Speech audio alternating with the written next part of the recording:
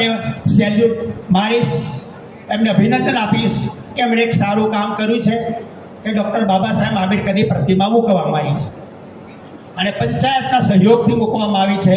એટલે પંચાયતના અહીંના તમામ સભ્યોને અને ગ્રામ પંચાયતને પણ હું અભિનંદન આપું છું, ધન્યવાદ આપું છું. સાથીઓ, આજની તારીખે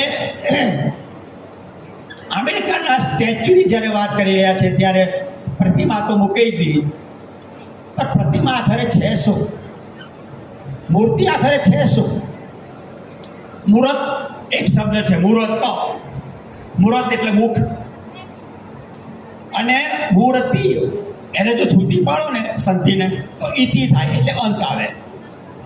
જે વ્યક્તિનો અંત આવી ગયો એની મૂર્ત, એનો ચહેરો, એનું મુખ આપણી સમક્ષ હંમેશા હોવું જોઈએ.